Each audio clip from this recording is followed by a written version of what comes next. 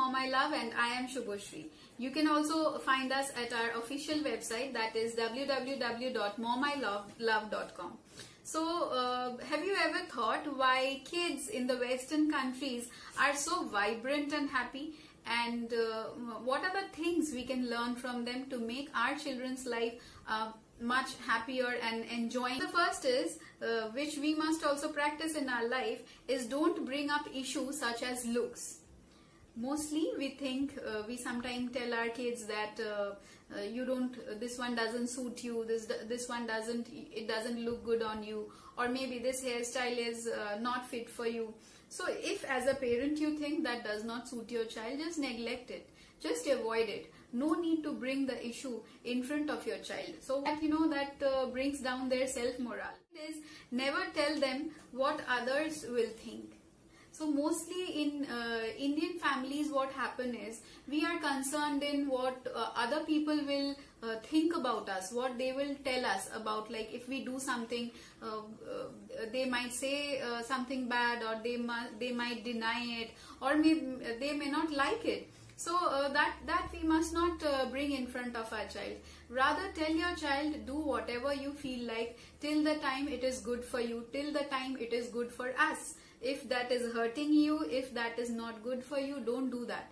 That is okay, but we must not think what others will think about our action. Next is recognize their effort.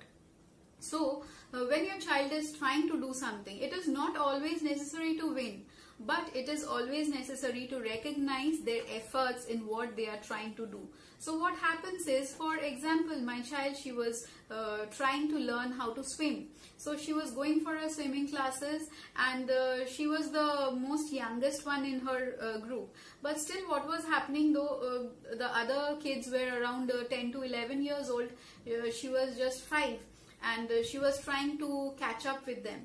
Somehow she could not do that, but she was trying her best. She cried at the end of the class one day and said that, "Mama, I cannot do this." So I was broken, but still I challenged to her that you can do this. It's okay if you cannot do it today, but obviously if you try hard, if we do this regularly, if we practice this regularly, one day will come when we will definitely be able to. Next is humiliation can be destructive.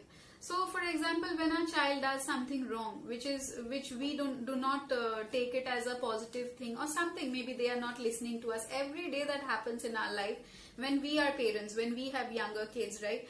But if we humiliate them for that, for example, you are bad, you cannot do this, or something like that, if we humiliate them, then it becomes very difficult for them to take it mentally. They are very kids don't interact with their brain, they always interact with their heart.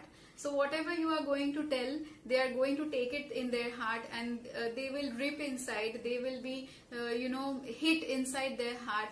And especially if those words come from parents, that is much difficult for them to adjust with. So as a parent, you must not ever humiliate your child for anything they do.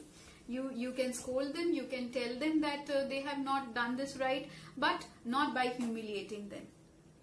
And the last thing is, you must set them free. Like it happens many times with us, we are into a very protective, we build a cocoon for our kids, but not every time it works. We are always worried. If they sit on the ground, they will feel cold. If the fan is running in a good speed, they will catch cold. Okay, if they swim for an hour or so, they will be affected with cough and cold. Okay, or if they run, they will fall down. So don't stop your child every time. That is their age to fall and learn. That is their age to explore and learn. So let them do that. So in kids, they are very strong. What happens, like with the whole family, the kid also go for a cycling. They will go to a forest kind of an environment where there is cycling trails, and the parent along with the kid, everybody has their own bicycles, and they will ride their bicycle. They will fall down there, they will get dirty, even the child or the parent, somebody will get cut also on their body, but that doesn't matter to them. That is not going to stop them. So you must not stop your child in exploring the nature, in exploring small things. Because if you do that, they will come backward and they cannot enjoy their childhood as they should. This is all for today. And if you are liking our videos, please like, subscribe and comment to my channel. And help me bring more videos like this. Thank you.